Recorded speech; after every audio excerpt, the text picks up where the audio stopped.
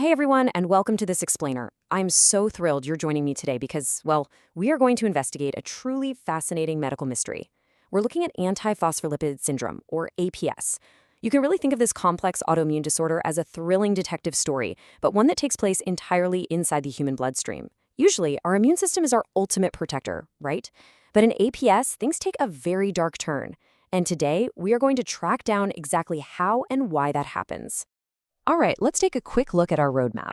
We'll start with what antiphospholipid syndrome actually is, then look at clots and pregnancy complications, dive into the 2023 classification criteria, touch on catastrophic APS, or CAPS, and finally wrap up with some key differential diagnoses.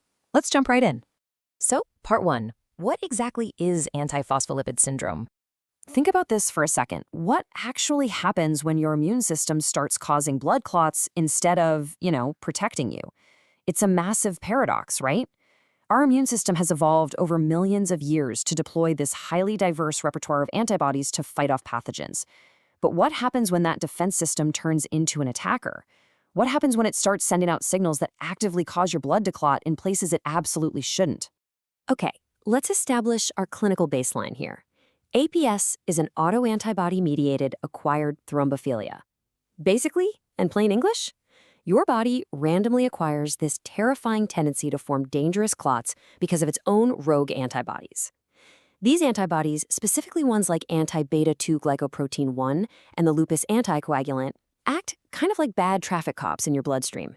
Instead of keeping the blood flowing smoothly, they cause massive chaotic pileups. They target phospholipid-binding plasma proteins, and this disruption leads to recurrent clots in arteries or veins, tiny microvascular blockages, and some really severe pregnancy complications. And statistically speaking, this primarily affects young females, often those who also have other autoimmune conditions, like systemic lupus erythematosus. You can really think of the start of this disease like a spontaneous immune system explosion. The initiating event is often an endothelial injury, meaning some kind of damage to the inner lining of the blood vessels. Now, this could be triggered by an infection, major physical stress like a surgery, or oxidative stress, all interacting with someone's specific genetic background. This injury ramps up cell apoptosis, or cell death, which basically presents autoantigens directly to the immune system. The antibodies bind to these disrupted cells, kicking off a massive pro-inflammatory and pro-thrombotic state. Monocytes and platelets activate, complement pathways are triggered, and boom, a dangerous clot is born. Moving on to part 2, clots and pregnancy complications. Honestly, it's just staggering to see the sheer variety of locations where APS can strike in the body. It's like looking at a map of vascular crime scenes.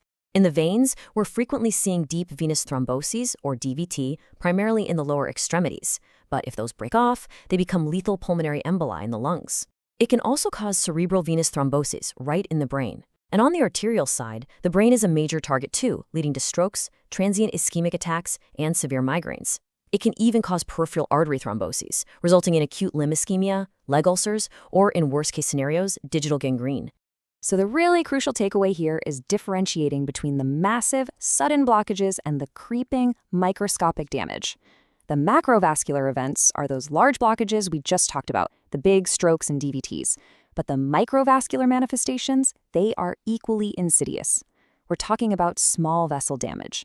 On the skin, this shows up as lidoracemosa, which is this broken, irregular, lace-like purplish discoloration. It also causes APL nephropathy, where tiny thrombotic lesions damage the glomerular capillaries in the kidneys, leading to hypertension and protein leaking into the urine. Now, stepping outside just the vascular system, we absolutely have to talk about the heartbreaking toll APS takes on pregnancies.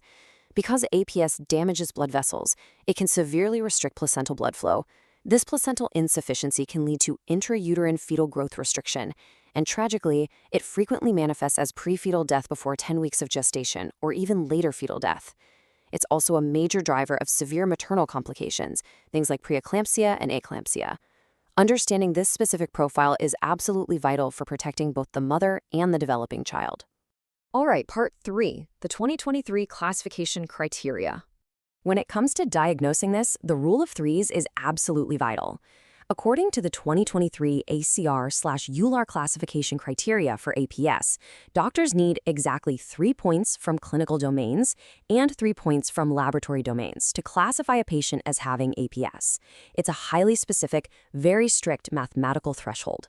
What's really fascinating here is how the math strictly anchors the diagnosis. You basically need undeniable evidence of both the physical crime and the serological fingerprint. On the clinical side, points are weighted heavily based on the severity and type of event, like venous or arterial thrombosis or those specific obstetric complications we just discussed. And on the laboratory side, you must have persistent evidence of the autoantibodies. This means positive tests for lupus anticoagulant, anticardiolipin, or anti-beta-2 glycoprotein 1. And notice I said the word persistent.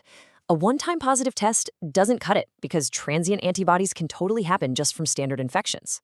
You need moderate to high, persistent levels to lock in those laboratory points.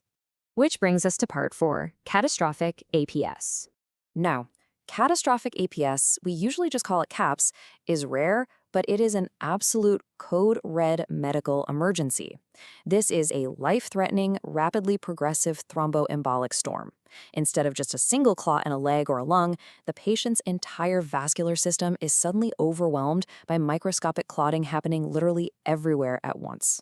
Let's break down how this builds into a multi-organ crisis step by step. To definitively classify someone with CAPS, a patient has to meet all 4 of these criteria. First, thrombosis occurring in 3 or more organs or systems simultaneously. Second, this entire cascade must develop in less than 1 single week. It is incredibly fast. Third, there must be histologic, meaning microscopic tissue, evidence of small vessel thrombosis in at least 1 organ. And finally, laboratory confirmation of those antiphospholipid antibodies. Because this is a systemic firestorm, it requires immediate, heavy-hitting combination therapy. We're talking glucocorticoids, heparin in the blood, and plasma exchange or intravenous immunoglobulin to aggressively clear those rogue antibodies out of the system. Finally, part 5, key differential diagnoses. When a patient is crashing this fast, time is literally of the essence. So separating CAPS from other microangiopathic killers is basically the ultimate test of a clinician's diagnostic skill. The presentation looks incredibly similar across the board. You have a patient with failing organs and destroyed red blood cells. But the underlying mechanisms? Totally different. The great imposters here are this alphabet soup of complex conditions like TTP, HUS, DIC, and HIT. Determining that the true culprit is an autoantibody-mediated microangiopathy driven specifically by antiphospholipid antibodies dictates an entirely different, life-saving treatment path. Get it wrong, and the consequences are devastating. So this really brings us to the bigger picture. We've just seen how one specific error in the immune system's programming, targeting phospholipid-binding proteins, can wreak absolute havoc, from pregnancy loss to catastrophic multi-organ failure. But think about it. If identifying these exact autoantibodies allows us to intercept and halt these fatal clotting storms, what other medical mysteries are just waiting to be solved? How many other unexplained diseases are simply waiting for us to decode the immune system's rogue signals? It is such a fascinating frontier in medicine. Thank you so much for joining me for this explainer, and as always, keep questioning the science around you.